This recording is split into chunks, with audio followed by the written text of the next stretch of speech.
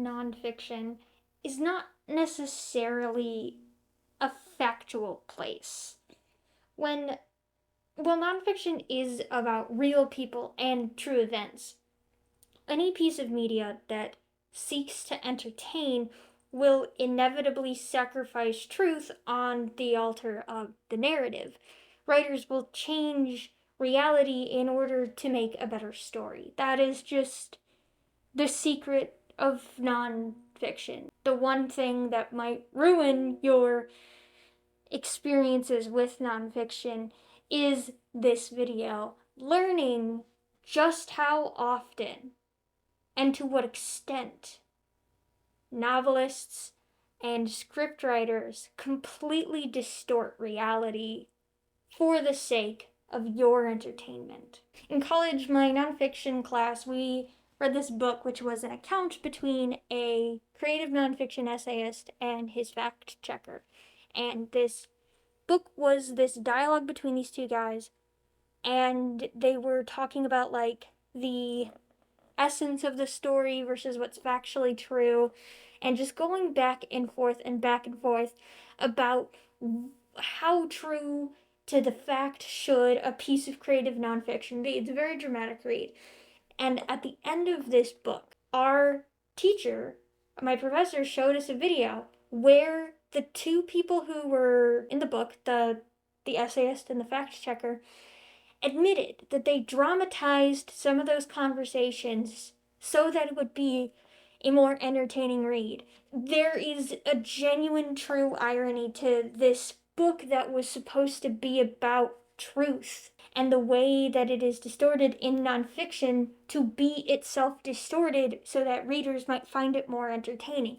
I have never been the same after this nonfiction class, and I am going to ruin all of your days with this secret knowledge. I am going to be talking about books mostly, but I am going to mention a couple of films because the likelihood that you have read these books are probably minimal, but the likelihood that you've seen these movies pretty high because these are like big box office hit movies. The first one we're going to talk about is called Argo. I don't know where my black marker is. This is the first time I've recorded using this, but I don't know where the black marker went. It's fine. So the movie Argo is about CIA agent Tony Mendez and his bizarre evacuation of 6 Americans in Iran during the Iranian hostage crisis. And this movie has a level of truth distortion to it. I will mention here, this isn't really what I want to talk about. I just do want to mention it, is that Canada's role in this evacuation was severely downplayed in the movie, and I just kind of want to shout out Canada here and now. Like, thank you, neighbor. I feel bad that you got snuffed in this film, and I feel like I should just say it because I think you deserve the recognition. But that is not the topic. The topic we are going to be talking is the ending scene. CIA agent Tony Mendez's plan to get 6 Americans out of Iran during the Iranian hostage crisis was to pretend to be a film crew doing like a film scouting in Iran. In the movie, the plan is basically Mendez goes in with the documentation that they're a film crew, and then they leave through the airport. So they basically, the enemy of this movie is effectively the TSA. But in the film, at the third act, the USA backs out of this plan completely. And that's how you know that this is bogus. First of all, Canada was the one who created all the documents and the passports and the stuff to get them out of there. They were actually pretending to be Canadian. And we all know that Canada would have never have backed out of this plan. So maybe Canada, it was for the good that you got snuffed in this film, because you guys would have been the assholes. At least as an American watching, you're like, I'd believe the government would just abandon 6 Americans in Iran, but Canada? We did not smear your name for the sake of entertainment. We'll smear ourselves. The USA backs out of the plan, but Mendez goes against that and continues to extract the Canadian 6 out of the country. Anyways, they were called the Canadian 6. I don't know what the movie called them. I'm going to call them the Canadian 6 because, again, Canada helped save them and they deserve recognition. In America, on the American side, because Mendez is going through with it and they can't risk a scandal, everyone in America is rushing to get the plane tickets approved, and in Iran, they're going through customs equally horrible. Again, the TSA is the enemy, number one enemy in this film. I'm joking. I am joking. If you're part of the TSA, I'm joking. So they get all the way to the airport and they go through customs and they get pulled into a side of a room to like justify why they're there. And it's this big tense scene. And in the end, they're like on the plane is leaving.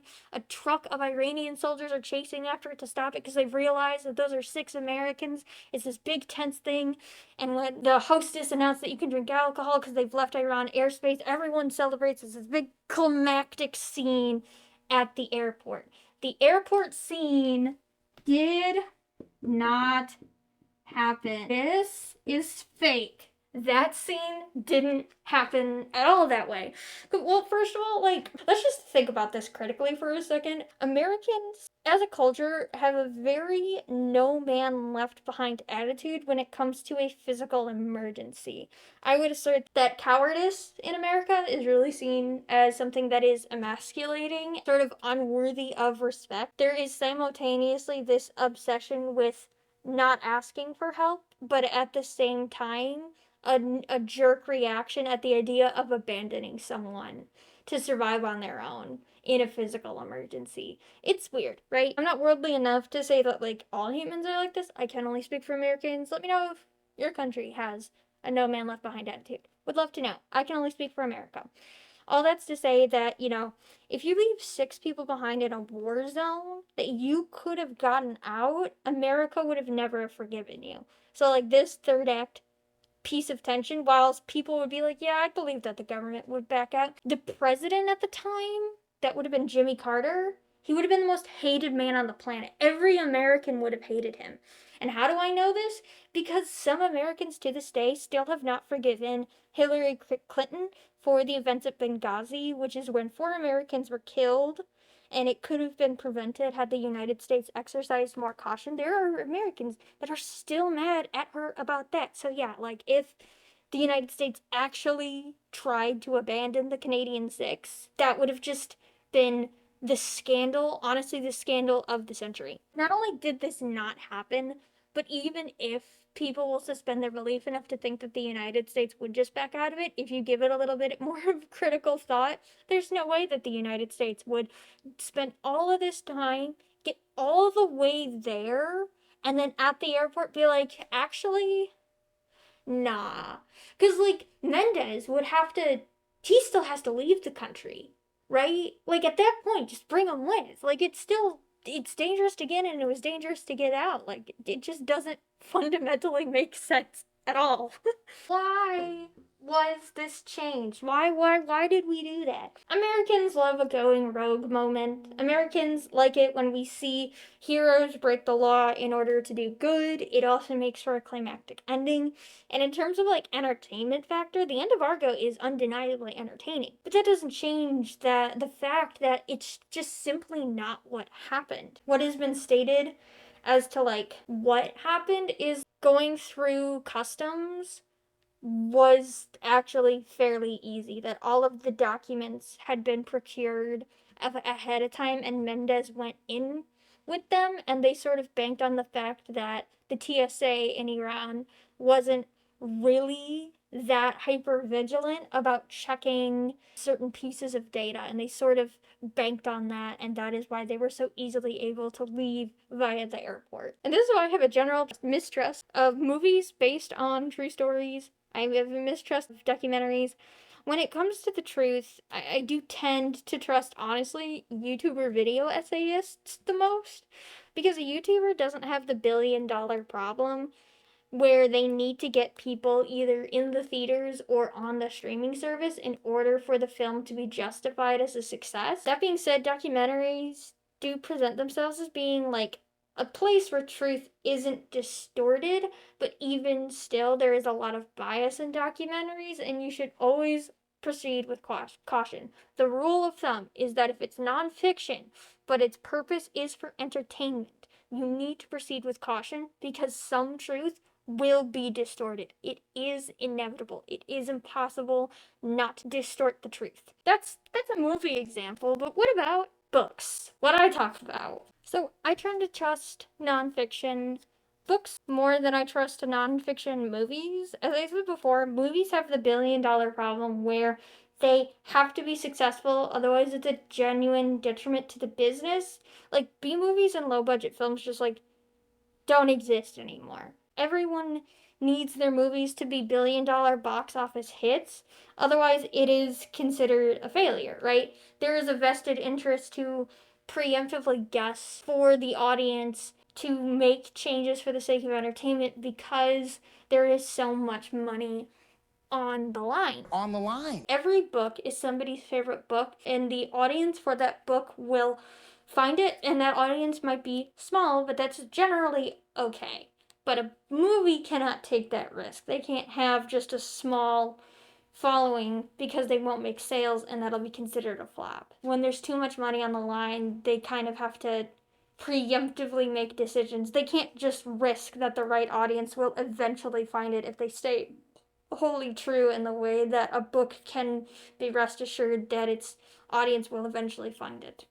That doesn't mean nonfiction books cannot be biased. The Pope's Secret War Against Hitler, according to some of the reviews, is notably pro Pope during World War II. I don't know which Pope was the Pope during World War II. The Pope. So while I found that book very entertaining and informative when I do talk about that book, I always do mention, like, hey, some people think it kind of skews in favor of the Pope.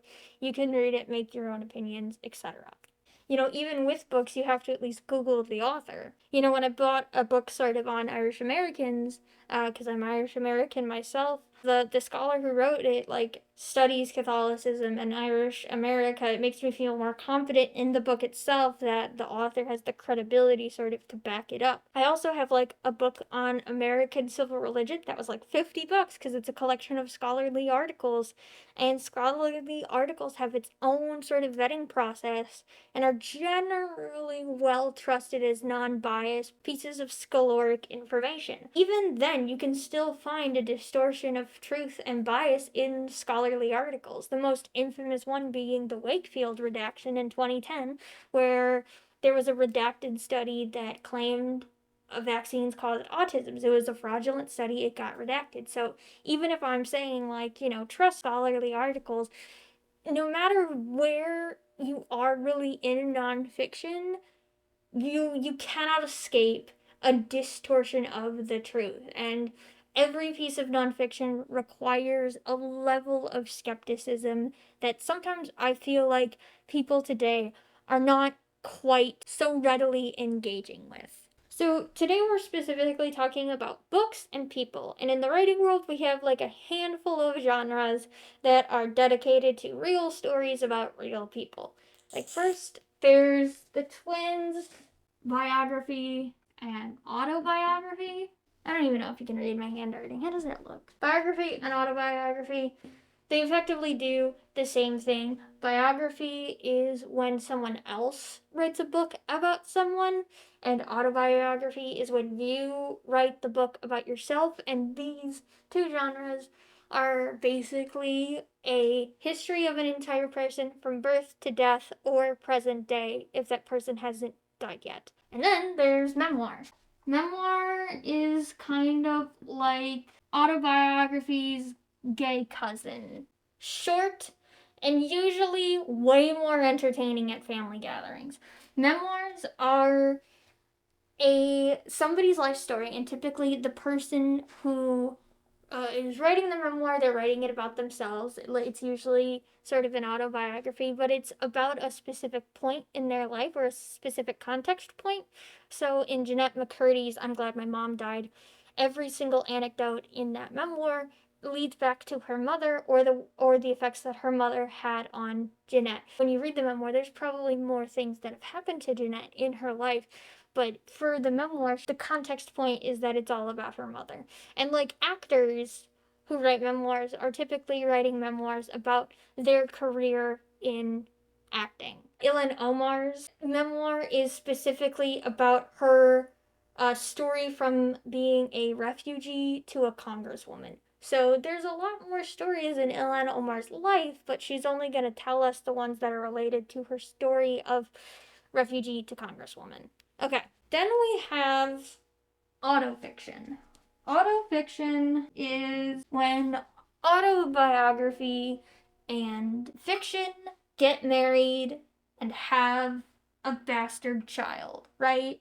Autofiction is technically in the nonfiction genre, but she's a bastard, so she doesn't always get invited to the family gatherings, and nobody really likes to talk to her in that space, and so she just hangs out with her friends every Friendsgiving, which is the fiction genres. Like the fiction genres all love autofiction. She does Friendsgiving while the nonfictions are having their nonfiction Thanksgiving. And this is also auto comes from autobiography. So this is a person writing about themselves, but the plot has fictitious elements. And the goal of autofiction, it argues, is that the banality of life is actually interesting, and ordinary people and their ordinary lives are vivid stories that are worth telling. But life is not thematic. There's no scientific proof of someone moving the pieces of you and your life in a specific direction for a narrative person. There's no scientific proof of that. So we do not exist as people to explore a theme. That is not the purpose of our existence, because there is no one cultivating the theme for us. That's why the fictitious elements of autofiction shines. It allows you to take the moments that you think are interesting in your life and give it theme and narrative intention, because you control the story, because you can make changes. And finally, we have, which is the subject of this video, biographiction. I fucking spell fiction. Fiction. I want you to know that my brain died because I wanted to use a G because of the G over here, and I almost went like P-A, like, it, no, there's not, I was gonna go, you know what, let's just ignore that. Let's just ignore that Erin doesn't have a spell, and she saw the G, and she saw the G up here, and I was like, oh yeah, fiction, that's how you spell it. Biographiction. Now, biographiction is technically the same thing as autofiction, just it is about someone that is not you. You are writing about a real person other than yourself, but there is fictionalized elements to it. All biopics are effectively biographiction. But unlike autofiction, which doesn't get invited to the family gathering and is not talked about because she's the bastard daughter, biographiction is the child of a boy mom. Everyone is obsessed with him. They think that he is amazing. Like, his mom is like, oh, my 6,000-month-old baby. He, like, got a scholarship to Yale for having the straightest white teeth. Like, everyone loves him, but also secretly loathes him. And by secretly loathes him, I mean I secretly loathe him, because he drives me up the fucking wall. So here's the question that I'm throwing into your court. The open discussion, there's no wrong answers. Do we have to distort the truth in order to tell a nonfiction story in an entertaining way? And if so, how much distortion is okay? How detached from reality can we actually get before we start to question what the point of the novel is to begin with? Autofiction accepts that the truth will be distorted to tell a cohesive story, but the people who are writing autofiction aren't like famous people or historical significance beyond being potentially famous writers. In autofiction, the distortion of truth is sort of an unbothered aspect because it's your story and you get to decide how to tell it. Biographiction is about real historical figures, famous people, from serial killers to spies. With autofiction, you have to treat it like a piece of fiction because the real and the nonfiction elements are so blended together that you cannot tell them apart. But with biographiction, the sell, right? The marketing tactic is that it is inspired by a true life story of someone, and when that is a part of your marketing, you have the burden of accuracy. Again, autofiction does not have that burden because it does not care that some of the nonfiction elements are nonfiction. You treat autofiction as if it's a fiction novel because it does not really care about the fact that some of it is nonfiction. Biographiction cares a lot. Every piece of biographiction you will read will always be like based on a true story. The devastating and thrilling life of someone who actually existed, right? Biographiction wants you to read the book because it's based on something that's real. Okay, so beware of spoilers for the following books: Bright Young Women by Jessica Knoll, Goodnight Irene by Luisa Belter Urrera, The Diamond Eye by Kate Quinn, The 13th Husband by Greer McAllister, Little Monsters by Kara Thomas, Before She Was Found by Heather Gudenkoff, and The Locked Door by Frida McFadden. Goodnight Irene is the story of clubmobiles, also known as the Donut Dollies, which were women who worked for the Red Cross in World War II, serving coffee and donuts to soldiers to boost morale and, bring that yeehaw America over to the Europeans. This is like an underrepresented narrative in World War II, because I believe the author stated in the afterword that there had been like a fire that destroyed a lot of the records about the clubmobiles. So we just don't have a lot of information. This is specifically about Luis Alberto Urrera's mother. She served in one of these clubmobiles, so this story is his mother's story. He notates in his afterword that the story follows very closely the route that his mother took based on the old maps and information that he had found about her time serving in World War II. He also said that he discovered that another woman his mother worked with survived clubmobile crash. They tracked this woman down, and she gave an account of the journey as well. And the reason why, like, the mother and the person she worked with in World War II, why they did not stay connected post World War II is because their clubmobile crashed and they both thought the other person died in that crash. Communication, not great in World War II. Life was hard. You had to send these things called letters through a government agency called the post office. I know nobody knows what I'm talking about, but there was just a time where you had to write down your emails and send them with a man. Okay, I'm done. I'm done pretending to be a boomer. Ugh. So, my personal gripe with this story is that the middle of it becomes very repetitious. It feels like we're following the same pattern of information, but of course it does. These are women working in a job during a war, so of course they're going to be kind of doing the same thing over and over again with minimal differentiation. But the sameness really causes it to bleed. In something that's straight nonfiction, I have more patience for that, because nonfiction histories and sciences and essays and things like that, their goal typically is for a historical record to educate you on something, and biography fiction is for entertainment. There's a difference in expectations depending on the genre of the book, which is why labeling your books in the correct genre matters. People have different expectations going into different genres. So while this book follows the narrative fairly closely and with general accuracy, the entertainment of it does suffer, in my subjective opinion, which you're allowed to differ on, because of the sort of sameness that is perpetuated in the middle of the story. Okay, so this is the working list that we're going to be adding as we talk about each book. This is a list of all of the different ways that biography fiction distorts the truth, and at the end, I'm going to talk about where exactly I fall on the line of how much distortion I am willing to allow before I lose faith in a book, and then you yourself can sort of take a look at this list and figure out for yourself of how much truth are you actually willing to have be changed before you're asking, well, what was the point of this being nonfiction if XYZ is changed, right?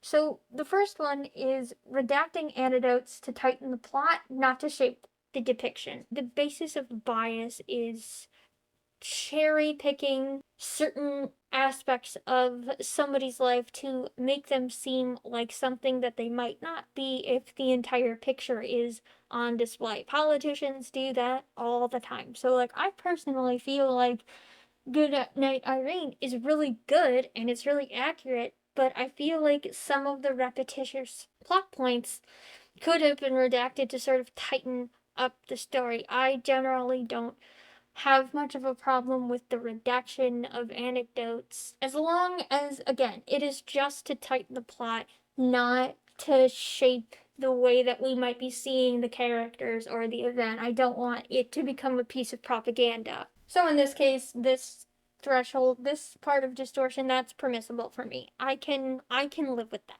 Right, because this is biography fiction. Its intent is to entertain, so the burden of whole inclusion is not on the shoulders of an author writing biography fiction. The trust that we put in the author is that the information they are choosing to include is not a result of bias. It's not because they want to spin the narrative to mean something different if the redacted information was included instead. Then there's also the factor of lost information. There aren't a lot of records about the clubmobiles, and Luis Alberto Rivera only has two accounts for this story, his mother and her friend. That means there's a lot of missing pieces of the narrative which he effortlessly fills, right? But we're not going to know the exact dialogues between characters. It's not like they were walking around with a tape recorder, right? This is not Rapture, where everyone was given a voice recorder by Ryan and told to record their thoughts for the sake of the historical importance it would be to record the everyday citizens' thoughts and opinions of the city Rapture, right? Nobody's walking around recording themselves. We are not Phineas Redwood. That being said, so there's not going to be primary sources of the exact dialogues that Herrera's mother and her friend would have said, so he has to actually make that up. Another thing is we don't know a lot about the soldier that Irene, the character, falls in love with. Herrera also has to make that up with his best approximation of what a airmen in World War II would think and act like, when the information is not even there to begin with.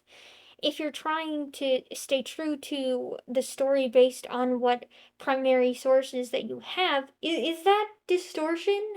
Is that a level of fictitiousness that we are allowing into our story? I do think it is, but I don't think it is a level of distortion that generally most people are bothered with the caveat being as long as these fictitious conversations are not sort of skewing us into believing a character is a way that they are not, right? There are some dialogues that come off very propagandic. There are some dialogues that might make someone seem more heroic than they were. But if you're evaluating all of the primary sources and you have your best accurate idea of the personalities of the people who actually exist or what kind of personalities were very prevalent, you can create a personality and accurate-esque dialogue just based on what information of the primary sources that you have. So there's another piece of what we might accept as permissible distortion, the conjuration of dialogue that's entirely fictitious because there's no record of it. It becomes the burden of the author to evaluate the primary sources to construct the personality of characters who might just be names, to bring them to life with these dialogues. We're not necessarily changing anything here, or at least the hope is that we're not changing anything here, but we're adding information because there just is a lack of it. What are we going to do? Final thoughts about this book. I would have loved to read like a nonfiction history about the Clubmobile Cheyenne, which is the clubmobile that Luis Alberto Urrera's mother worked on.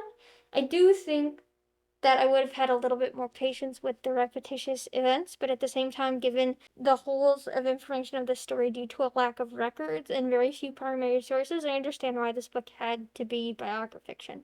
And I did really like this book. I rated it 4 stars, and in the context of the books that we are covering today, I do think that as biography fiction, it captures the genre well, and I don't feel that the distortions of truth are a detriment to the story itself. There's clearly heart and soul poured onto the pages to give us the most accurate depiction that could possibly be given. There's no hidden agendas here. This book, like most that we will see today, does have an afterword explaining the historical influences and going into detail about which parts are true and which parts are fabricated. So you still leave this book with a history lesson. You still leave this book knowing which parts were the truest. When we ask ourselves, like, what is the point of telling a story about a real person other than ourselves in a fictionalized way, Goodnight Irene is a really good example.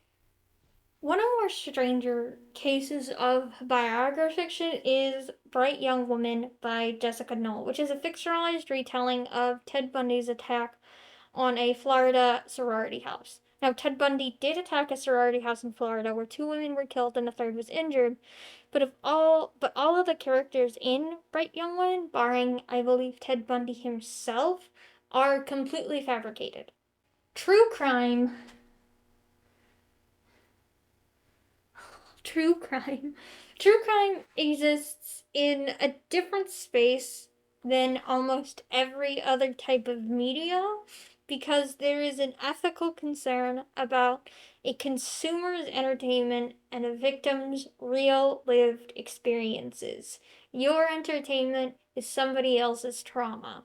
And every now and then there's like documentaries and miniseries that spark controversy because it glorifies these criminals and can be re-traumatizing for victims or the victim's family. I've done a video about Bright Young Woman. As of this time, I haven't really found any articles of any victims or victims' families coming out and saying that this book seems more harm than good. My general belief when it comes to true crime is that if the victims or the victims' families say it's harmful, then it's really not a piece of media worth defending. It's sometimes it's hard to see it when you're not on the other side, but I promise you, there is a lot of ethical considerations when it comes to true crime. I've never been a true crime girly, if I'm gonna be honest. I listened to counts on one whole podcast, and they occasionally delve into true crime, and that is really the only time I've ever interacted with true crime. It's never been something interesting to me as a form of entertainment. I much prefer fictional serial killers and fictional criminals. I like the ones that don't exist. So I posed this question in my video about when I covered this, and I'm gonna bring it here, is by creating sort of a fictional victims and a fictional crime in place of the real one, is that an ethical way to have discussions about real serial killers without running the risk of harming victims or victims' family? Is this a level of distortion that we are allowing ourselves to have because then we can have these discussions about the horrific things that these criminals and serial killers have done, but told in such a way that because the victims are not real, that they are fictionalized victims, that we're not running the risk of forcing them to relive those as their parts of their story are sort of sold as entertainment.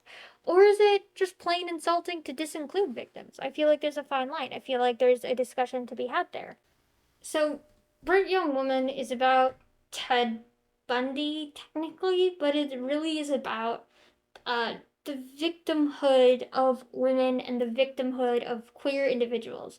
That surviving your perpetrator is not the end of your trials. You will have to fight every step of the way just to be believed in order to receive justice. You get victimized by the criminal, and then you get victimized by the cops, and then the lawyers, and then your family, your friends, the media.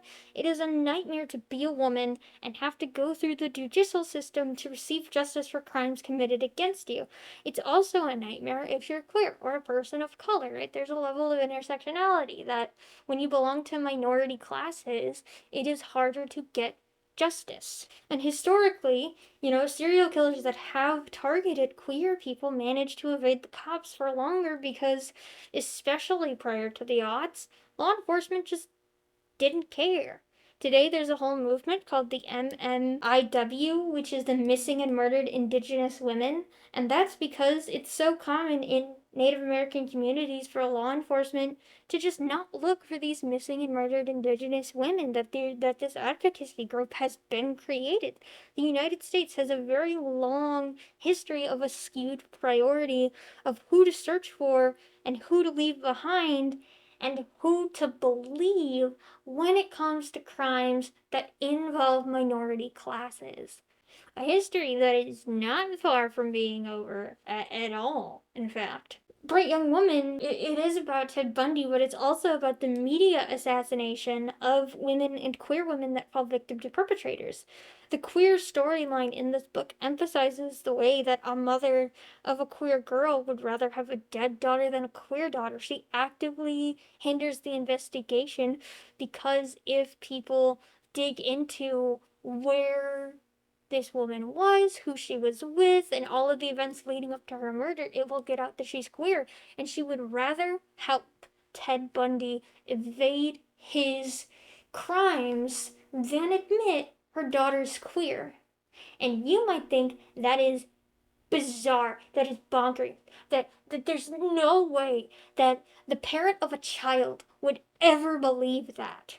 That is not an uncommon experience for queer individuals. There is a lot of queer people who have that opinion about their parents, that it feels like their parents would rather have a dead kid than a gay kid. Ted Bundy is, if I think of him like a story and not like a person, I know, fuck me for dehumanizing Ted Bundy, that he's kind of a tale about America's general apathy of female victimhood, the idolization of the serial killer, the love affair of the sensual story at the cost of a victim's peace, the way that women feel victimized a second time by the system, a third time by their family, and a fourth time by the media just to bring their perpetrator to justice. Because the judicial system thinks that some of these perpetrators are, to quote the judge from Ted Bundy's case, bright young men, with no regard to the bright young women that are missing or murdered. And I think that Jessica Knoll's Bright Young Woman manages to tell that story very well. That I think that creating fictional victims was a very good way to have these conversations about Ted Bundy and the uniqueness of him as a criminal without putting real victims' whole lives out for show for entertainment purposes. And something I've debated or not that I posed in my video is whether this book would have been successful if Jessica Knoll made up like a Ted Bundy dupe killer, like a fictional Ted Bundy, or if that would have just been insulting. I think that she could have done it. I think that if she was like, I was inspired by Ted Bundy and sort of created this fictional version of him, and I feel that as long as she captured what his crimes were about and did not take that many artistic deviations from it, that it could have been a very successful novel. It is a successful novel as is, but if she had decided to do a fake Ted Bundy, I think as long as she was not sort of straying from what his crimes were really about, the way that he victimized people, the way that the media reacted to him, I think that if she changed too many details, that it wouldn't have been that successful as a book. And I feel like this because I know not one, oh, bye marker. I know not one, not two, but three books that take inspiration from a real crime, but they fail to capture what that crime was actually about and take their own versions of this crime, and it gets progressively and progressively more insulting. And we are officially entering the tangent. Hold on, wait, gotta get both my arms. The tangent, because I need to talk about this. And you, my friends, out in the abyss with me, you are the void in which I scream to. You are the abyss that I am staring into, and I am begging for someone to stare back. You are like a cat, and I'm waiting for you to blink so that I know that we are friends. We are gonna talk about these three books and how they have been eating me alive. On May 31st, 2014, in Waukesha, Wisconsin, two 12-year-old girls, Anissa and Morgan, lured their friend Peyton into the woods and stabbed her 19 times in order to appease a creepypasta figure named Slenderman, who had convinced the perpetrators that he would harm them or their families if they did not commit this crime against Peyton. Peyton survived this attack. I was 15 at the time that this happened. The clearest memory I really have is that That year, there was a Slenderman movie coming out, and it was not showed by us. I don't know if all of Wisconsin theaters did not show this movie, but definitely not anywhere near us. And I also remember like my mom sitting me down and telling me what happened. And I live in the area, so I know people who are from Waukesha. I know people who know the family or know of the family. I know people who have gone to school with some of these girls. It's sort of a 6 degrees of separation. It didn't happen to me or anyone that I personally knew. It's something that happened so close and kind of in my backyard that I'm just like, oh my goodness. Now, I don't have any record of Peyton criticizing any of these novels. In fact, she does not do a lot of interviews, which she can, do whatever she wants. Protect your peace, girl. Ultimately, she gets to decide if these novels, drawing inspiration from her story, are more harm than good, and I would defer immediately to her if she were to ever bring these novels up. But she's also under no obligation to do that either. She's allowed to do whatever she wants. She owes us absolutely nothing. This list, which is in black ink because I wrote this down when I knew where my black marker was, and I no longer know where it is in my house. Rip black marker. These are the icons of the Slenderman stabbing. The simple presence of a fictional character convincing someone to harm another does not really mean that it's drawing inspiration from this specific crime, right? There's lots of criminals that have been convinced by some sort of figure to do bad things, whether it's a fictional character, a god, a deity, a daemon, etc. However, when you use multiple icons of a singular crime together, it begins to become harder to argue that it is just coincidence. So this is our list of icons of the Slenderman stabbing. So the first one is mental illness. Morgan was diagnosed with schizophrenia and she has a history of it, and I believe Anissa was as well, but she didn't have any history with mental illness prior. That whether Anissa was mentally ill, some sources say she was, some sources say she wasn't.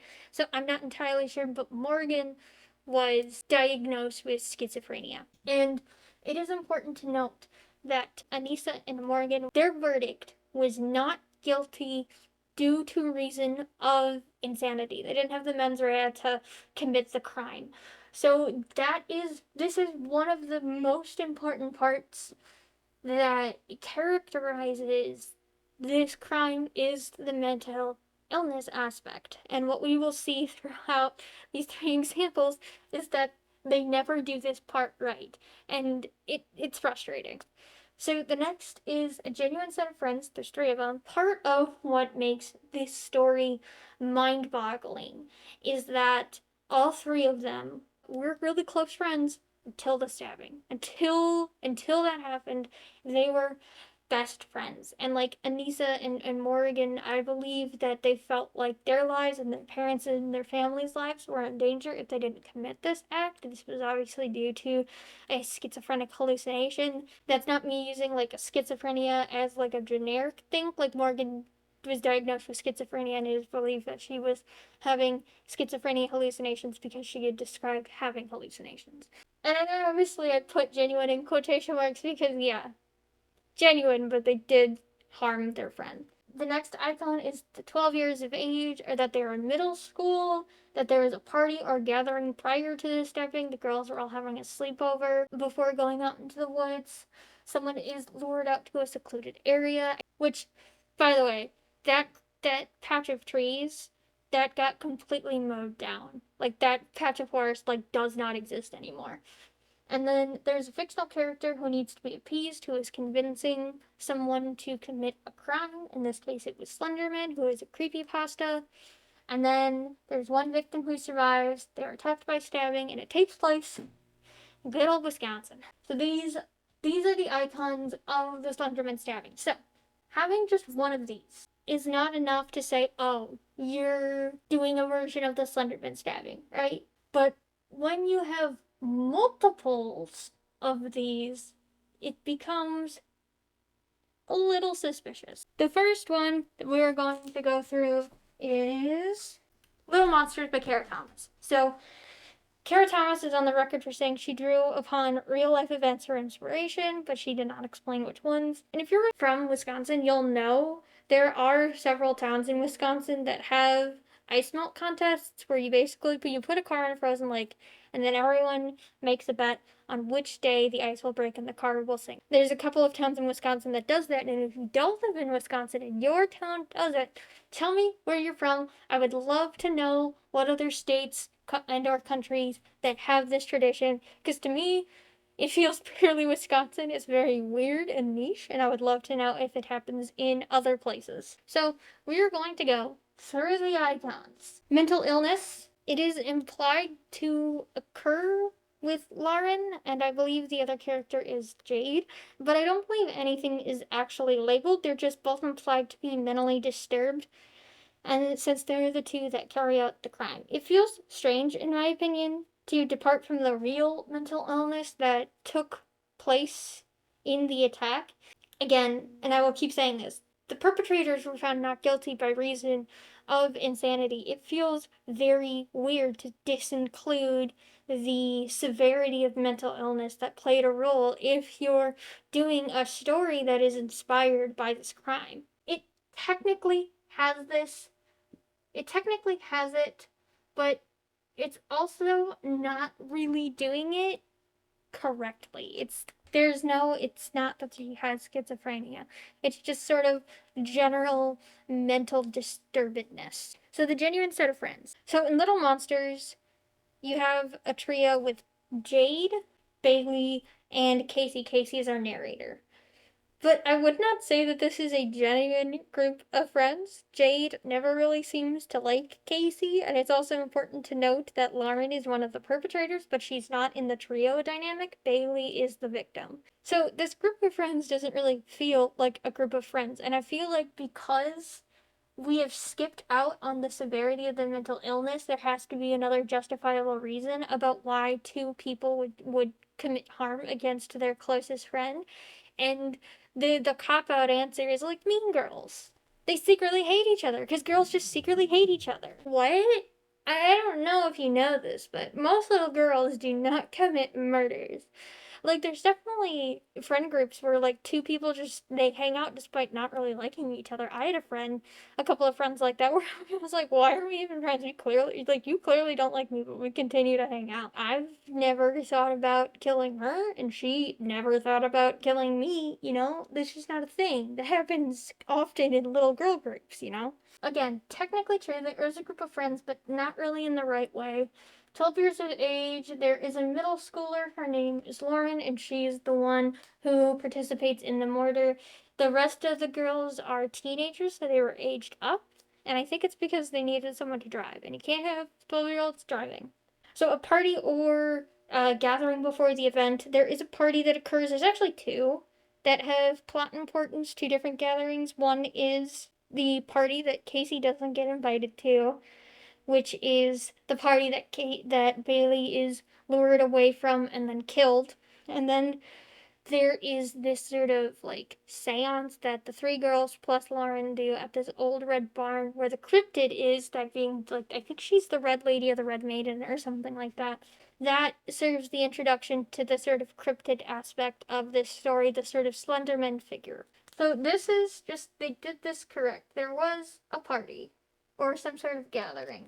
Lured out, next is like lured out to a secluded area. I will give that I don't remember how Jade and Lauren did it. It's been a while since I've read this book, but I do remember that like Bailey is like found dead on like in a ditch in Minnesota or something like that. So this, I'll just kind of, I won't judge it for this one because I have a failing memory and I don't quite remember. Fictional character. So Jade doesn't really seem all that convinced that the Red Lady exists, but Lauren, the other perpetrator, really does. It doesn't really explain why Lauren believes it at all, other than like a general just mental disturbed. What we will see is a pattern here, I think, just leaning on the idea that she's 12. Of course she might believe that a fictional character is real if someone convinces her enough, and it's like, no. In the real case, the perpetrators were having genuine hallucinations and genuinely believed that this creature was real. Like, there is a whole experience that is just not here. So there is a fictional character, but again, it's not really done in line at all with what the actual thing is. So a victim who survives, there is one victim, but she does not survive, so that's not one. Attacked by stabbing, this one again I don't remember, so we'll give it a free pass. And then it is in Wisconsin. Fully in Wisconsin. Now you might be thinking, Aaron, it's just inspired by the Slenderman stabbing, right? It doesn't have to be accurate. It doesn't owe any level of accuracy. And then my response to that is this ethical, right? Back to their question about true crime. Your entertainment is somebody else's trauma. Is it ethical to deviate? So, because it has all of these things 1, 2, 3, 4, 5, 6. 6 out of the 9 icons of this stabbing are present in this book. You cannot deny that this is just like a shitty retelling that does not capture the horror of what that crime was about. There is no conversation being had about that actual crime in the way that Bright Young Woman does. So, is it really ethical for this book to do this? Is that something that you are okay with as a reader, right? If it were your daughter, would you be okay with this book existing? Even though I'm talking about this, I will say I don't think that these books shouldn't exist because I inherently don't believe in censorship, and technically people can write whatever they want to, but I do think that there is an ethical burden upon writers to, especially writers who are inspired by true crime, to be careful about the things that they are writing about. Because, at the end of the day, what is the point? Because we're not having a conversation about the actual crime. You just think it's cute and inspiring. This isn't a trend. This isn't a fashion style that you can just adopt. This is somebody's life. 3 lives were permanently changed that day. This is a real thing that happened. And we have turned it into this.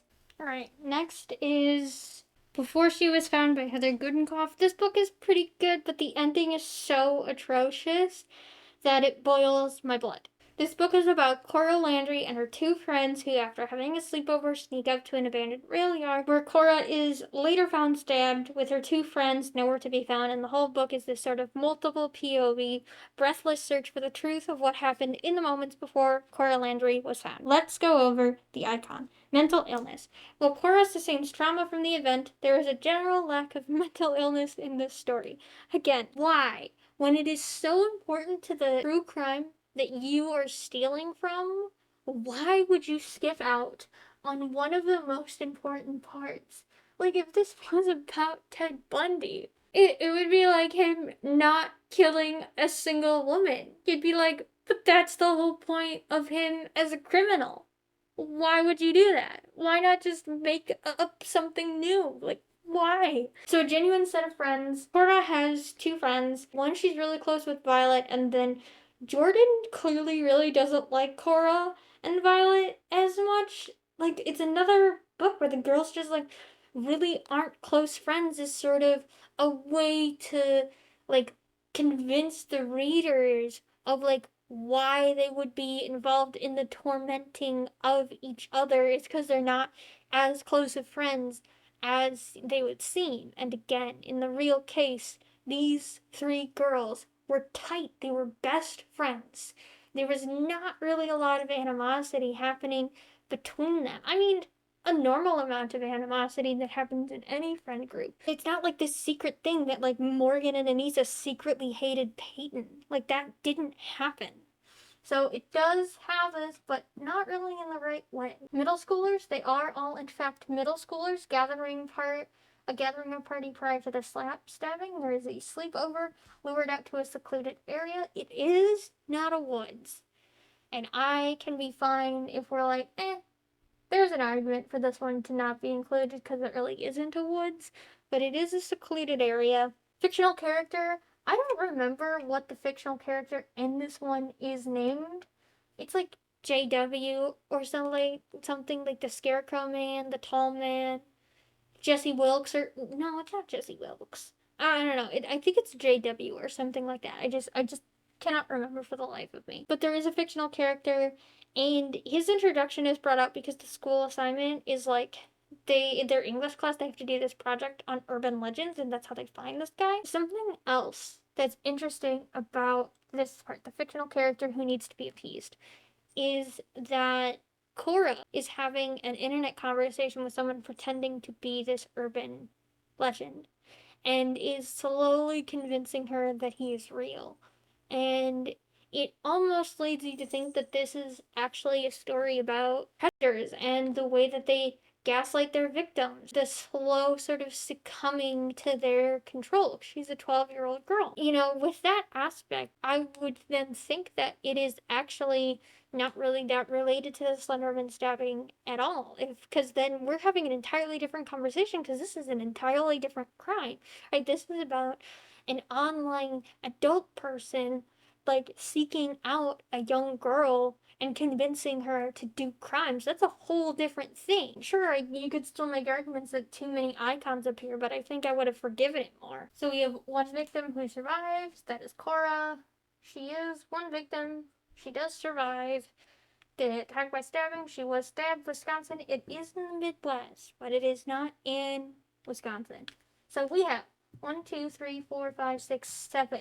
Now we have 7 of the 9 icons. How can you really argue that this is not clearly drawing inspiration from the Slenderman stabbing, but also taking creative liberties to tell a completely different story?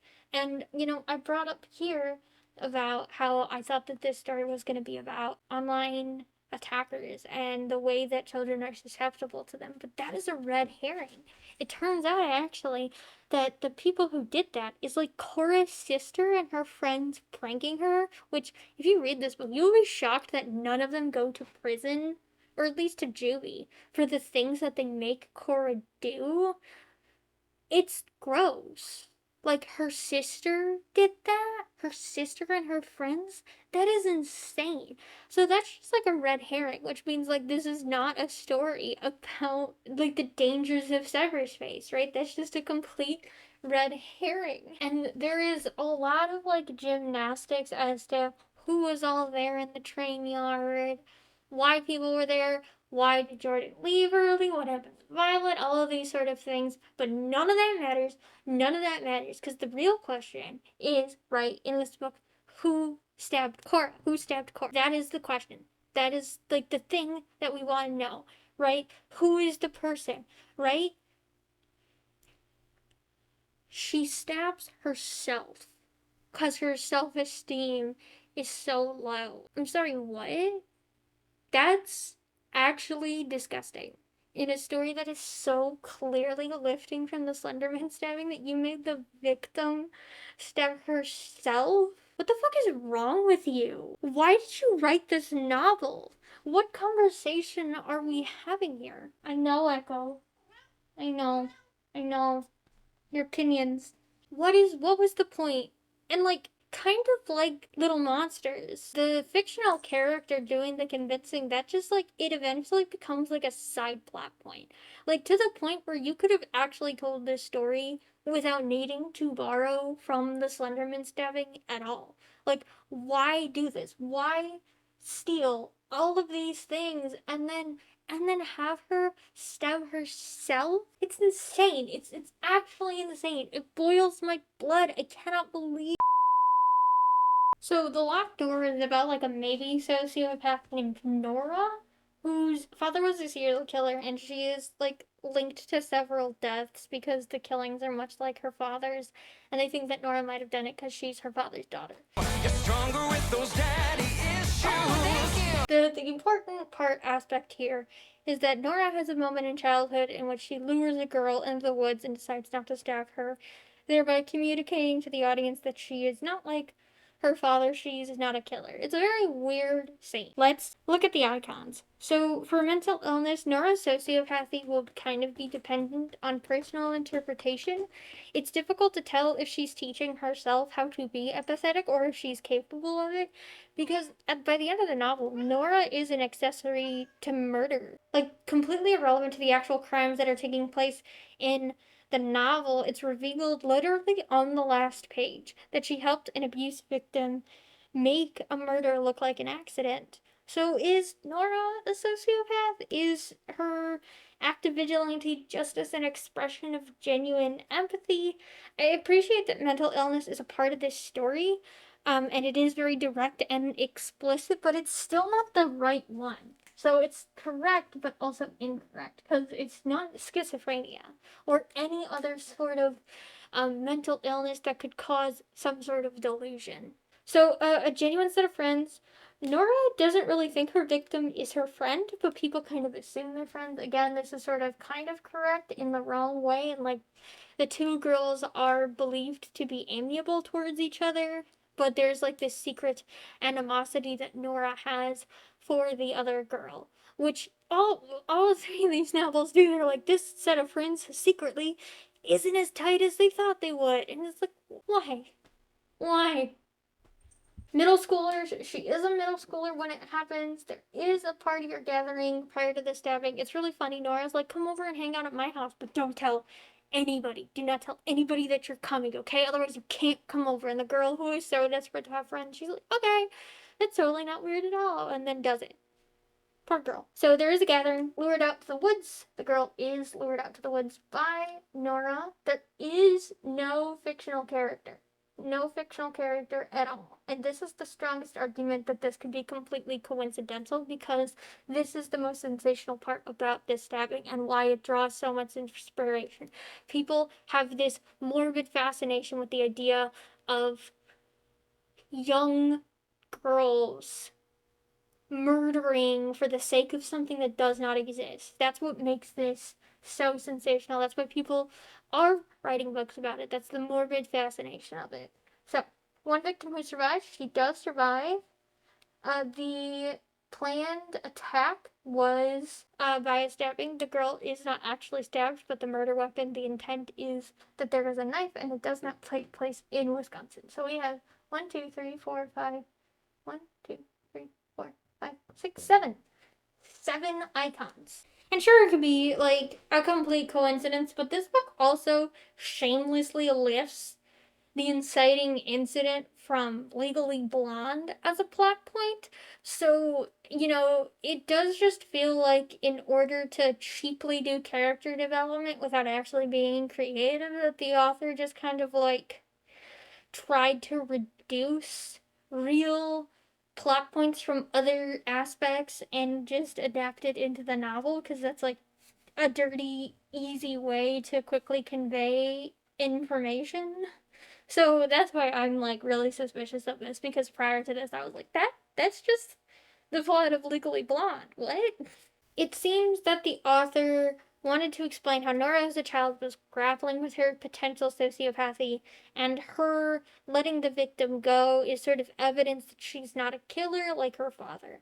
There are some unrelated events about Nora's lack of empathy as a child, so you could reasonably argue that this is progressing naturally from like harming animals to potentially harming a human. But again, it has so many icons of the Slenderman stabbing that it doesn't feel anything more than like a mediocre rehash, where the entire point of what that crime was about is completely sidestepped for their interpretation, their artistic direction. This is the one that I would believe the most is a coincidence, but it's still too close to comfort for me. What Bright Young Woman does, that these 3 novels do wrong, is that Bright Young Woman does not stray from the heart of what Ted Bundy's crimes were about. Even if Jessica Knoll had decided to create a fake killer that was clearly inspired by Ted Bundy, to tell this story, the heart of what he did and what his crimes were about would still be present. That's what Jessica Knoll set out to do. She wanted to have a conversation about the ways that you are victimized by everybody every step of the way when you are a woman or a queer person trying to get justice. Little Monsters, Before She Was Found, and The Locked Door all have a fundamental misunderstanding about what the Slenderman stabbing was about, and they took the sensational icons and adapted them into a fictional narrative for entertainment purposes. Now, I'm not saying these books should not have been written because I don't believe in censorship, but it does bring up a conversation about how far can you stray from the true crime you're adapting from before it leaves a bad taste in the reader's mouths? What is the point of taking somebody's trauma and making it into your entertainment and not even capturing what the actual crime was about? And look, if your story is about a 30-year-old man who kills his brother with a gun in their house after being convinced by a fictional character that they encountered on a bad drug trip, that's different enough. I think I personally would still be reminded of the Sunderman stabbing because the idea of a fictional character is so deeply entrenched into the story. But you could make an absolutely solid argument that sort of fictional sort of crime has nothing to do with the Slenderman stabbing. The only thing that they really have in common is that there's a fictional character convincing someone to do something. So let's add this to our list of distortions. Alright, there we go. Borrowing too many icons from a true crime for a fictional story that has a different artistic direction and no intention of having a conversation from the crime it lives from. Now, if you liked The Locked Door, Little Monsters, Before She Was Found, I don't think you're, a bad person. And if you generally are that doesn't bother me as a reader. That sort of level of distortion, that's permissible to me. That's fine. I just have and maybe it's just because I live so close to where it happened, and it feels like it changed my community. It feels a little bit more personal to me, but again, I don't think that these books should not exist because I don't believe in censorship. Good news, guys. I found the black marker and this dress. Pretty cool. We are moving on to the Diamond Eye. It's been a couple of days since between filming, but I did want to bring up one last thing about Bright Young Woman. So, someone that I'm friends with on Instagram Reddit, and we had this conversation, and something he brought up about why Bright Young Woman wasn't quite a 5-star for him was that he did not like the fictional characters. So, in the Bright Young Women section, I talked about how using fictional victims instead of real victims can be a way to sort of circumnavigate displaying real people's trauma for entertainment. But something that he brought up is that he sees true crime as a piece of education, right? There's an educational element to it, and it was more difficult for him to connect to the characters' struggles in that book because he knew that they weren't real. And it was this sort of dissonance between what is fact and what was fiction, which was causing him to struggle a little bit with the book. And that's what the thresholds of distortion is inherently about, right? Everyone is going to have different opinions and different thresholds of what they accept as a distortion and what they don't. Hold on, my cat is trying to break into my closet. You're not gay! You're not going in the closet! This is Echo. I know, baby, you can't go into the closet. You live with a bunch of queer women and they won't let you be in the closet. Where? Alright, go.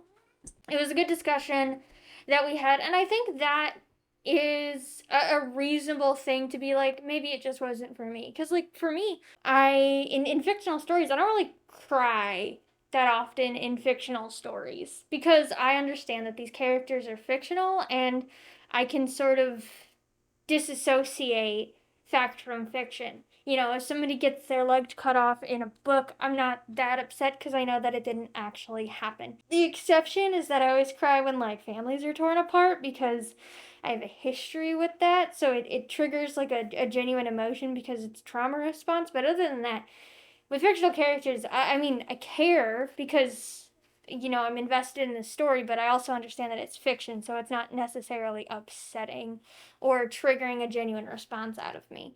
So, like I said, there's just different levels of distortion that we accept and we don't accept. Okay, we're done with Bright Young Woman. We're done. We're moving on. We're moving on to the Diamond Eye. I'm not in shock. We're moving on to the Diamond Eye. There. There.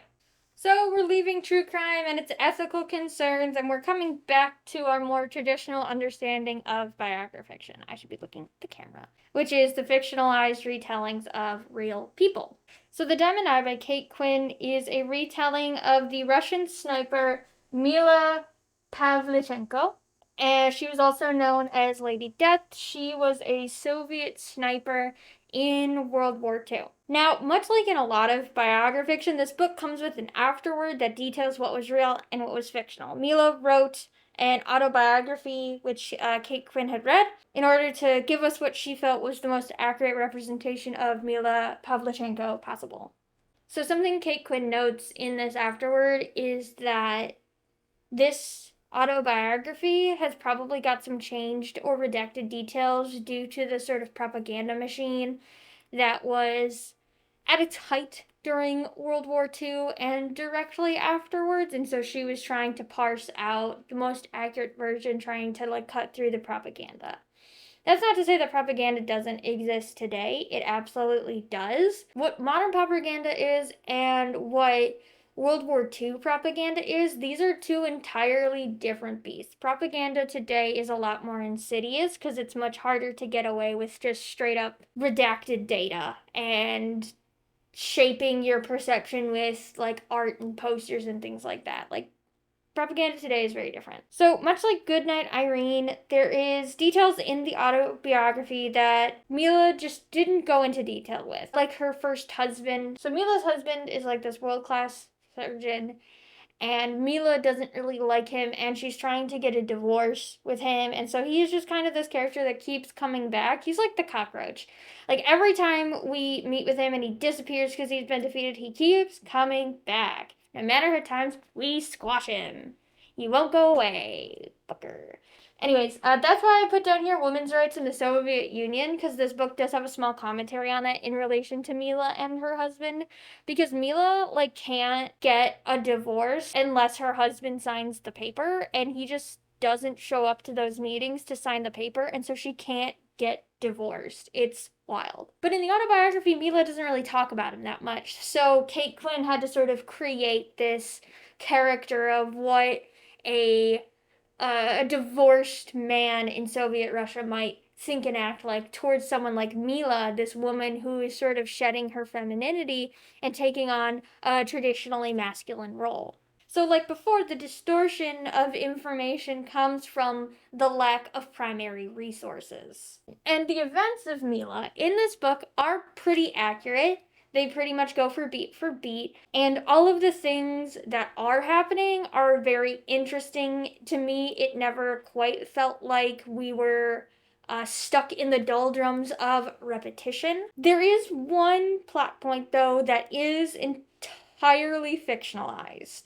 So Mila, in the story, she comes to the United States to garner United States support for the Second Front on the Soviets. Is it? Okay, wait. Is the Eastern Front the Pacific, or is the Eastern Front the Soviet Union? So I don't want to say it's the Eastern Front and then you all think that I'm actually talking about the Pacific. Okay, I'm going to be honest, right?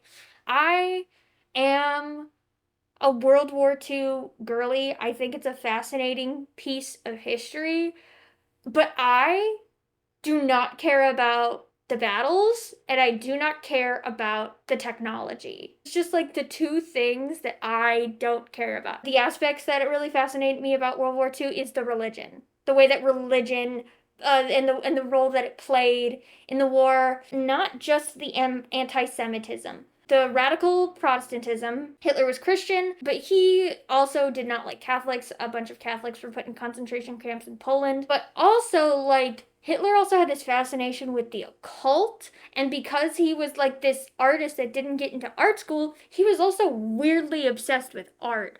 So, like, there's all of these other cooler aspects about this war. The role that women played in the war, also really cool. In high school, I had to do a report on a soldier, someone in the military, and my older sister, seamstress, she participated in the war in the Pacific. She was a typist in the Philippines. She was a typist in the Philippines, and she told me all of these stories. I originally went there because my mom knew that her husband had fought in World War II, so I thought I was going there to get his side of the story. But the only thing that she had known about him, she never asked him a single question.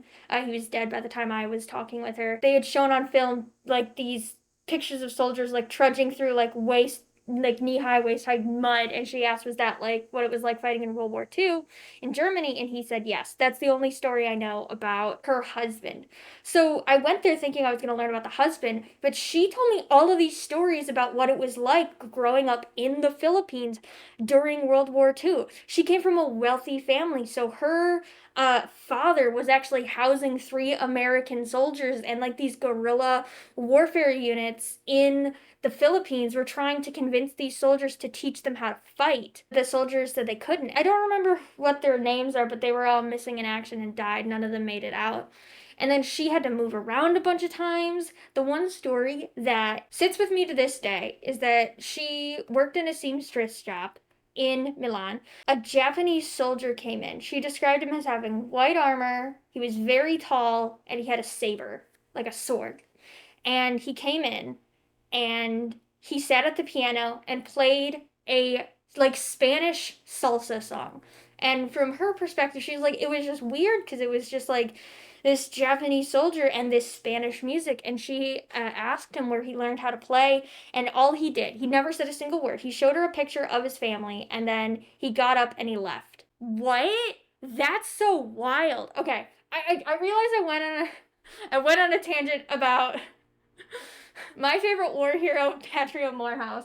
But my point is that like I love World War II.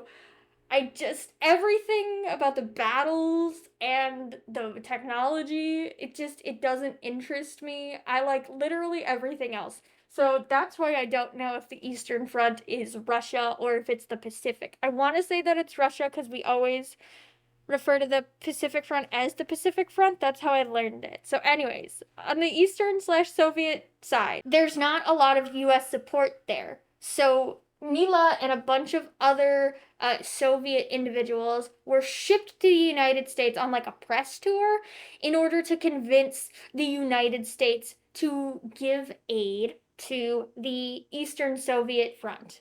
Now, this actually happened. I know that I went on a tangent, but I started this section by saying that there's a fictionalized plot point. Them going to the United States on the press tour, that did happen.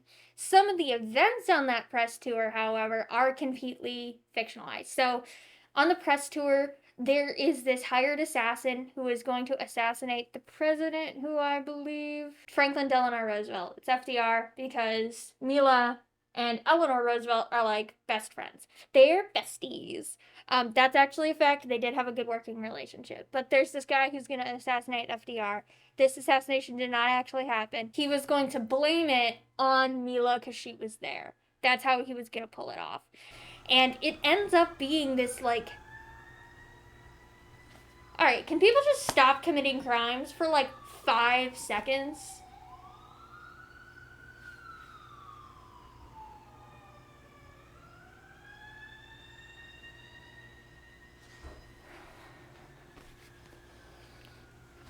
They heard me talking about assassinating Franklin Delano Roosevelt, and they were just like, get her, get her, get her. This assassin he's gonna assassinate FDR. He's gonna blame Miss Mila, and it ends up being this wild thing where Mila is like in this gown, and she and this other assassin end up in the woods, and they have like a 1v1 assassination off against each other that Mila eventually wins.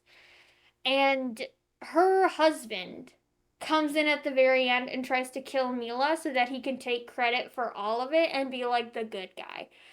None of that happened, right? There was no assassination attempt. There was no battle in. I don't actually know what park it was, but it's in a city, so it's, we can imagine it as something like what's the park name in New York? Central Park. Okay. I was like, I know this. I'm gonna have to. I'm, my friend who lives in the colonies is gonna kick my ass because I couldn't remember Central Park. Okay. Anyways, that part was added specifically to sort of keep the plot interesting, keep it going. This book utilizes an asynchronous timeline, so in some chapters we're following Mila, and in some chapters we're following this press tour, and then eventually these two timelines are going to catch up to each other, and we're going to bottleneck and then become one timeline. That's typically how asynchronous timelines go. I love asynchronous timeline. They're so fun. I love it when authors do weird and cool stuff. I'll literally read any book. Like I'll try anything once. Like you want to do something weird? I want to read it. I love House of Leaves. Give me your weird books. Do you know a weird book? Drop it in the comments. I want to be known as this woman who just talks about really obscure, weird books. Things that you would never think would exist that kind of exist. So, this is where biographiction, in my opinion, begins to fall apart. The selling point of this genre is that it's based on a true story. But now we're adding elements that simply just don't exist. And while I appreciate the afterword going into detail of what was real and what was fictional, it does beg the question why? The fact that this is based off of a true story loses its luster when there's stuff made up so that the story is more entertaining. Is biographiction no longer biographiction? Right? What does that even mean at this point if you can read something based off a true story, but you have to do research to figure out what's true or not? I might be critical about this book, but make no mistakes, I did rate The Diamond Eye 5 stars. It's a very entertaining read. The flight from reality in this book for the B plot on the American press tour wasn't so egregious that it upset my reading experience. Especially because the author in the afterword explained everything, which I appreciate. I bring it up solely because we're having this conversation about biographiction. And I can tolerate I can tolerate it. I can tolerate plot points that don't exist in real life if it is laid out in an afterword so that I leave this book knowing what is true and what is not. Because if I do not leave a book knowing what is true and what is not, I don't understand what then would be the point of the piece of biographiction itself. Okay, so this is our next bit on our list of the thresholds of distortion. Adding fictional anecdotes to contribute to plot. I'm not in frame. Adding fictional anecdotes to contribute to the plot and or theme. So The 13th Husband by Greer McAllister is the reason why I am making this video. I was fortunate enough to receive an advanced reader copy of this book on NetGalley, and I didn't actually know it was based off of a real person until I read the afterword, which again, I appreciate. The saving grace of this book is that at least it had an afterword. Amy Crocker is this heiress, and she's born in the 18... Oh geez, I just looked this up. Hold on. I'm off screen looking at the Wikipedia article. I'm off screen. 1864. She's born in 1864, died 1941. So I put a vague estimate of her active period as a menace to society is 1880s to the 1940s. She is an heiress of a ridiculous fortune who was known as being ahead of her time in terms of ideologies of feminism and racism and other progressive ideals. She also has this added layer of the occult with experiences of seeing a ghost woman when she was very young and being generally involved with the mystical arts, including being a lover to Aleister Crowley. Now here, listen here, audience, my void, my beautiful, precious, sweet, strange companions. Because I didn't know that this was based off a real person, when Aleister Crowley introduced himself, I got so upset. Because I was like, she's gonna fuck Aleister Crowley. And I had already read a book that's completely fictionalized about someone who goes back in time to sleep with Nathaniel Hawthorne and then gets pregnant with his baby and then goes back to the future.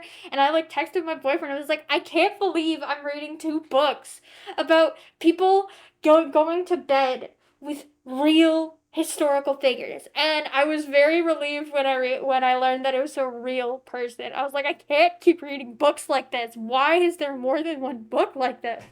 Now, this book is caught between Scylla and Charybdis when it comes to what it wants to explore as a book.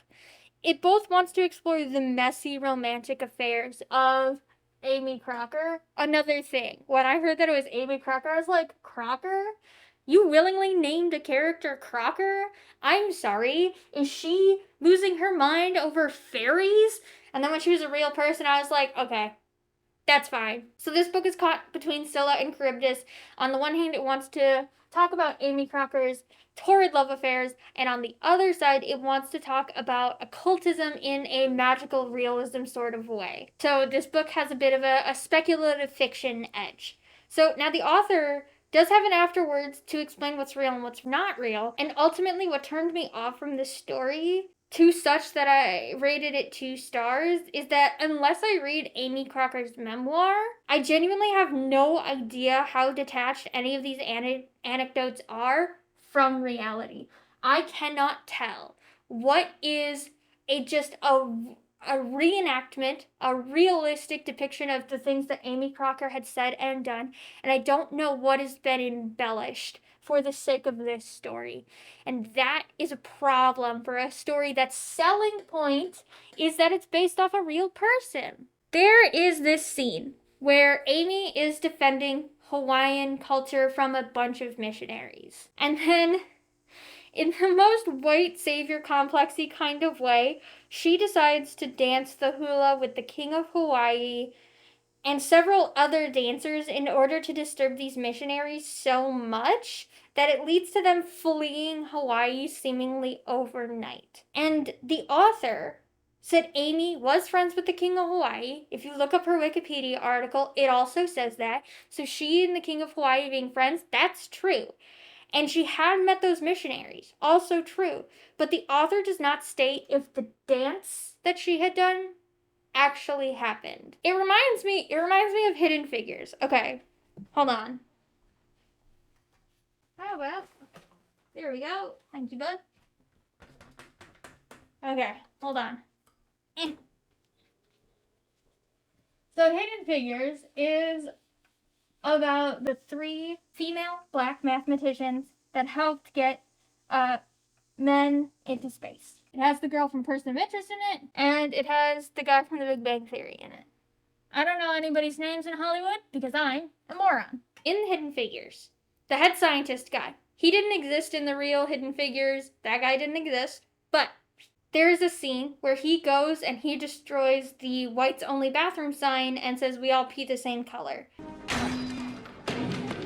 No more colored restrooms. No more white restrooms. Just plain old toilets. Go wherever you damn well please. And that is in response to him interrogating... he's interrogating Katherine Johnson as to why she, takes a 30-minute break every day. And that's, everyone knows this scene. It's all over TikTok where she's like... And I work like a dog, day and night, living off of coffee from a pot none of you want to touch! It's kind of one of the most iconic feminine rage monologues ever. And then in his response, he goes tick, tick, tick at the whites only sign and is like, there, now it's an all everybody restroom. That scene did not happen.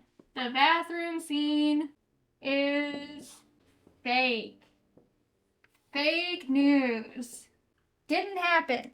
Completely fictionalized. The screenwriter and director Theodore Melfi explained in the following quote, I'm gonna lean down and read it, sorry. There needs to be white people who do the right thing. There needs to be black people who do the right thing. And someone does the right thing. And so who cares who does the right thing as long as the right thing is achieved? It was poorly received. This quote was very poorly received, right? The reason why this scene and why creators say that this is an act of the white savior complex is highlighted in the fact that it didn't happen, right? Now, the white savior complex doesn't just exist in fictional stories, it exists in real life. And so it's one thing to critique a piece of biographical fiction and someone's white savior complex because it's something that they did, and we can kind of evaluate why they might have thought to do it and the sort of situation at the time. We can have that conversation about the way that the white savior complex really manifests in real life. But it is an entirely different critique when this act is not there to show, like, hey, this guy's got a bit of a white savior complex, but it's like, hey, look at the white guy doing the right thing. Yay! That's frustrating. That's annoying, right? Especially because white people and black people were already doing the right thing. We didn't need to embellish it. Katherine Johnson was using the whites only bathroom for years before anybody noticed. And even when it was brought to her attention, she did not stop and nobody cared. Why isn't that a good enough story to tell? A white person's apathy towards segregated restrooms feels more real than physically tearing down the sign, actually destroying the white man, right? We don't have to make that up. The fact that she was able to use the white bathroom in a government agency building and nobody cared says a lot more about those white people than this scene. We were already doing the right thing. It's kind of frustrating. If Amy, right, if she actually did this dance, and this is not an embellishment, that there's a conversation to be had about the way that people in real life have the white savior complex. But if it's totally made up to make her seem more progressive than she is, then it's just dumb. It's just dumb. Her telling off the missionaries is already white people doing the right thing. We don't need her to dress in drag and do the hula. Greer McAllister has also changed details to make things easier for the reader. Amy has a daughter whose name gets changed after an adoption. And in the book, the name stays the same. There's no change between adoptions. That's fine. And I can see how someone could get confused there. It's a very weird thing to do. Usually when you adopt babies, you don't typically change their name. But what the author did not tell us in that afterword is that Amy and one of her ex-husbands, because this story, it's called The 13th Husband. It is about the various lovers that she takes. And so her first ex-husband and her have a kid, and they have a custody battle over this kid. In real life, the husband gets the kid. Amy is considered unstable, and so the baby goes to the husband. But in the book, they give it to Amy's mother. And that's because in real life, later, Amy's mother does adopt the baby, and that's where the name change comes in. But the author just skipped all of that out and just went straight to the mom. And why, right? There is something there. There is theme. There is conversation in the idea of the husband kidnapping his baby, because he does kidnap his own baby because they're separated. Amy has the baby, and then he goes, while she's on vacation, he goes and convinces the nanny, and he takes the baby. There's a conversation there that he takes the baby, he kidnaps the baby, and still gets custody. He committed a crime. He kidnapped a child, but he gets to be the father, and Amy was labeled as unstable. That's a conversation. That's interesting. But instead, it's been revised that, oh, we're both the bad parents. We're both terrible, so it goes to my mom. No! No! No! That's not what happened. And I only found that out because I Googled Amy Crocker after I read this book, and I was like, why didn't you tell me? in the afterword. Why change it? What's the point of reading this if you're just gonna change everything? It's a strange choice to make, and we're starting to feel less truthful. And another thing that happens that I could not verify is that in the book, Amy is like every straight woman ever, where she's like, I've got an amazing gaydar. That man loves men. That man is sucking dick. She marries this guy, he has a best friend, and she looks at the best friend looking at her husband, and she's like, oh, they're in love. He's totally gay. And I could not find any information about this husband, and I could not verify whether or not he was queer. And it's not mentioned in the afterword either. Which means that the only thing I could do to verify that this is true is read the autobiography that Amy wrote myself. So what's the point of the 13th husband? If I don't know what's real or what's not, I should just read her memoir and her biography. This is a waste of time because I don't know what is correct. Amy is also depicted as the perfect progressive. This book does not want to have a conversation about Amy as a complex individual who has shining characteristics, shining attributes, but also debilitating flaws. Despite that she was known as a progressive in her time, it's also noted that she was very naive because she came from a place of privilege, and she did things today that would be considered socially insensitive by today's standards. One of those things could be very well of her dancing the hula to scare off missionaries, right? That could have been seen as something progressive in, the 1900s, but today we're like, that seems really weird. But here's the thing, I don't know if she actually did that. I'd have to read her memoir. I'd have to read the biography. Why couldn't I have just learned it? She is also a terrible mother to her first child. She's a terrible mother to her first child. She loses custody, and then she goes on to adopt children. But none of that it's like either not present or it's very glossed over in favor of like the supernatural elements and the chaos of her many affairs and husbands, right? There's a conversation that we could be having about a mother who abandons their first child and then adopts new children. That's dripping in theme and poetry and meaning, and we could be having a conversation and depicting her in a very complex way, but we don't. She just kind of glosses over it. We never actually see Amy. Anytime she fucks up, anytime she's a bad person, we are flying straight over it. And I'm not even talking about the supernatural elements and why this book is fucking dumb, right? This is called The 13th Husband, but she doesn't actually have 13 husbands. I was like at the midpoint and we were only on husband number 2, and I was like, what is going on here? How are we gonna fit 10 husbands in the other half of the book if it took us this long to get through 2, and I'm at the 75 mark and we're only on husband number 3, and I'm like, what is going on? And it's because she pulled a fast one on us. It should have just been called The 13 Lovers. It was dumb, it's stupid, and the 13th husband is death. I didn't like it. There's no critique here. I just didn't like it. This is our greatest point of distortion. The inability to tell fact from fiction because the author inserted, changed, and redacted so much information for the sake of entertainment. Okay. Not in front again. Okay. There we go. So, let's look at the threshold for distortion in its entirety. Redacting anecdotes to tighten the plot, not to shape the depiction. There is lost information or no primary sources. Creating fictional victims for real crimes to have a conversation without re-traumatizing victims or victims' families.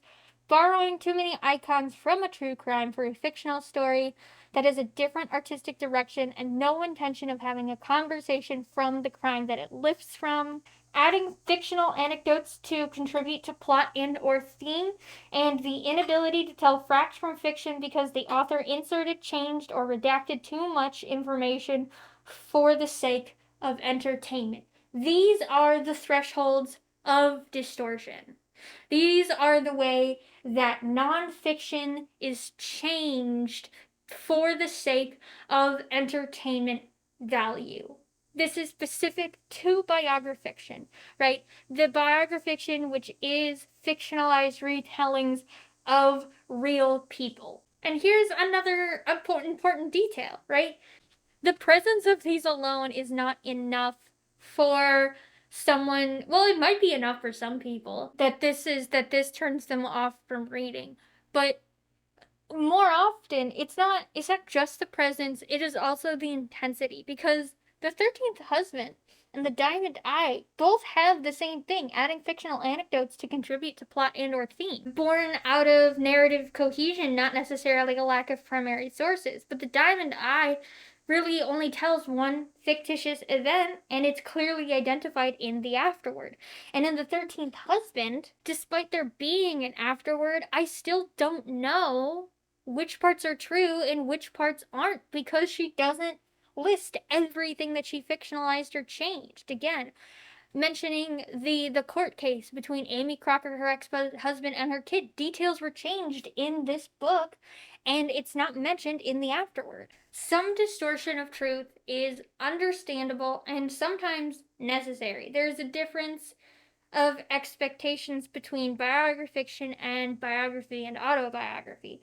Biographiction has both the burden of authenticity but the burden of entertainment. And it's very difficult to maintain both. And that's because at the end of the day, people remember stories, not facts. A cohesive narrative about Lady Death will stick into the minds far better than a historical record of it. Because the historical record only cares about what's true. It's not trying to make it memorable. The crickets are out. I gotta shut that window. I don't know how loud those crickets are. Screw me for having a window open in this blistering heat. Okay. Historical accounts, such as a biography, is not trying to be entertaining. It's just trying to give you the facts, versus biographiction, which is trying to be entertaining. But this opens the floor for a discussion. Are we consumers so addled by how we think stories should play out that we prefer distorted realities to true events? Does that make us the bane of every historian's existence? I personally don't mind redactions if the redactions keep the plot tight and avoids repetition. But I generally hold skepticism towards fictional anecdotes just added in, because I want to know what happened and not the author's artistic interpretation of a real life figure. But I can compromise on fictional anecdotes, and if they're generally kept to like a minimum and they're clearly identified in an afterword. And I'm incredibly adverse to the alteration of what's been recorded in primary sources, because when you start to change what we can actually prove about a person, what then is the point of reading the biographiction and not the memoir or the autobiography or the biography? If the sell is that it's based on a true story, why would I read it if it takes too much artistic liberty? If it's not a true story anymore, it's a misinformation fan fiction that creates a gap of stupidity that wouldn't exist if you just wrote down what happened. How many of you are just exhausted when you stumble upon an article that says something like, look at everything that's actually wrong with this piece of media based on a historical figure? Pocahontas in the Disney movie is a classic example of blatant distortion of the truth being a general disservice to the public. There is an entire generation who had to unlearn and relearn Pocahontas because Disney. And what's even more frustrating is that the general feeling about Pocahontas, for some Native American people, I study Native American religion in college. I took classes on Native American literature. I try my best to listen to Native American voices, so this is just what I have heard from people who have willingly shared their perspective. For some Native American people, and not even just, and this is just general Native America, so not even just like the Native Americans who belong to the same nation as Pocahontas, but just Native Americans in general. They don't love Pocahontas because it's riddled with inaccuracies, but they also recognize that their only representation in the Disney princess line is Pocahontas, and they can appreciate, at the very least, that they have some representation. And some even say that if there's a choice of having, you know, Pocahontas or no Native American Disney princess, that they'd rather have Pocahontas. This is a complex problem. And you would think by now that Disney has learned its lesson and it's doing better in its terms of representation, and Moana might deceive you. But Raya and the Last Dragon, I know, if you're like, hey, we covered all that, what's that? This was a fucking disaster. I think it's 2 years ago. Xiran Jay Zhou hosted a mini documentary series on the disaster of Raya and the Last Dragon. People were asking Xiran to comment on it because her videos at the time were about Asian representation and misrepresentation in the media. She's done stuff with Avatar: The Last Airbender, she's done Mulan, both the live action and the original animation. But Xiran is Chinese, and Raya and the Last Dragon is marketed as a Southeast Asian Disney princess. So the documentary is hosted on Xiran Jay Zhou's channel, but the presenters are all individuals of Southeast Asian heritage who each made a PowerPoint explaining some of the different aspects of Raya and the Last Dragon's mediocrity.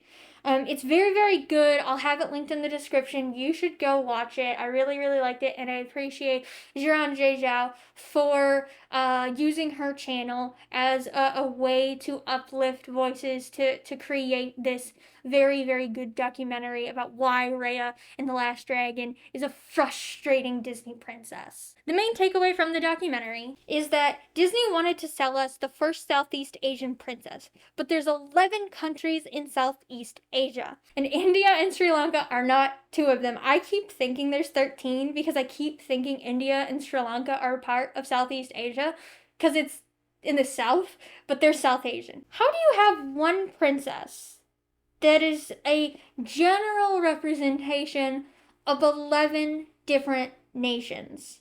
The answer is you don't. Raya and the Last Dragon is a reductive mess. This is different than something like Avatar: The Last Airbender, which never sold itself on being a historical representation of the cultures it draws inspiration from. The Water Tribe is not fantasy-coded Inuit nation. The Air Nomads are not fantasy-coded Tibet. They draw inspiration from those cultures, yes. But Avatar is a fantasy story first and foremost. We can have a discussion about their inspirations in good taste or in bad taste, but it can't be historically inaccurate because it was never being historical in the first place. But Raya, in trying to be the Southeast Asian princess, fails because it's really fucking stupid to conflate 11 countries with 11 distinct cultures into one princess. It's like, imagine if they tried to create Disney princess and it is drawing from America, Canada, Ireland, North Ireland, Scotland, Wales, and England all together because they all speak English. And you would think, wow, that's really weird considering how often this set of countries go to war with each other. And you'd be right, it's fucking weird because even though we are culturally neighbors, right? Geographically, I mean, on the British Isles, they're geographic neighbors, but culturally, we're all neighbors. But there are still distinctions between us. This was a tangent. My point is that the distortion of reality in biography fiction, whether it's a movie or a book, toes a very fine line of permissible distortion to such a deviation that we're asking why it was made in the first place.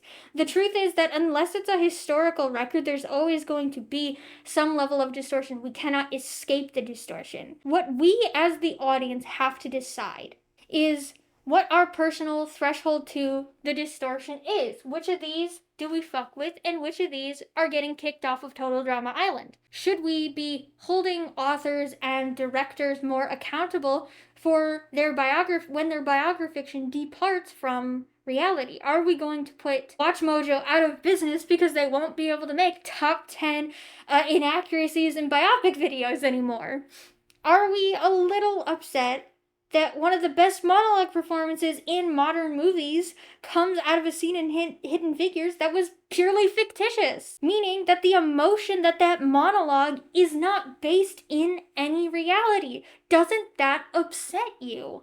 I could just tell you that you're better off reading biographies and memoirs instead of biografiction pieces. That would be the easy answer. But I don't know if you know this, but I have a podcast with my friend Emily, and we did an episode on a memoir, and I did not ask her to read it. I just told her the story. And even though this memoir is only 90 pages, the middle section is just the same thing over and over again for like 50 pages. I read it once in college, I read it again for the podcast, and I knew that to tell this memoir story in an engaging way to Emily and our audience, so we'd all have a good time, that I had to condense that middle section of I show up, I gamble, I get in trouble, I kill someone, I ask for sanctuary at a church, and then I run. That happens like 7 or 8 times in this 90-page book. Some memoirs and biographies and histories, they're repetitious and boring because there's no narrative cohesion to real life. In all fairness, some writers handle the repetition better than others. Empire of Pain is just a list of every time the Sackler family screwed somebody over and how they did it, but it's told in such an interesting way that you don't really realize that you're listening to the same kind of story 50 times in a row, with slight variations. Biographies, autobiographies, memoirs, and general nonfiction can be very dry and boring to some people. The only way some people might engage with nonfiction is through biographiction. Biographiction itself isn't evil, and it's not always bad. I've listed here examples today that are very good. Goodnight Irene, Bright Young Woman, and The Diamond Eye are all very good pieces of biographiction. My mother's favorite band is Queen, and when the biopic Bohemian Rhapsody came out, I took my mom into theaters to see it, and it was really interesting to hear from my mother which parts were dramatized and which parts were really well done and accurate to the band's history. According to this, my mom says that the way that they shot Live Aid in the Bohemian Rhapsody biopic, that was pretty accurate. She said that that was very good and very well done. My mom also just really loves biopics and documentaries in general, so we've actually seen a lot of them together. I've seen 13 Hours, Argo, The Pacific, Band of Brothers, Dunkirk, Hidden Figures, The Blind Side, Snowden. Those are just the ones I remember. My mom does watch these videos. Hi, Mom. So I'm sure at this point I'm going to be getting a text about films that I missed. Or she's going to text me and say, we didn't actually watch this one together. You're just hallucinating. My house has a love affair with biopics. There is something to be gained about biografiction, even if they're horribly inaccurate. There's a kernel of truth in every one, even if it's hard to find. There's still value in these stories, even if I am critical about them. But if these books and movies have done anything, it has driven me to research, to verify the truth in all of these stories. And it is my hope, after watching this video essay, at the very least, you too are now motivated to doing light research after reading or watching a piece of biographiction, to discern what is fact and what was dramatized for the sake of entertainment. That you are checking stories that you hear for their inaccuracies. Because that skill is always going to be useful. We live in an age of misinformation, and you taking the time to double check the facts presented by primary sources, scholars, historians, scientists, puts you ahead of a crowd that will never bother to look up just to make sure that the sky is blue. My name is Erin, the madness is ended, and you can go in peace.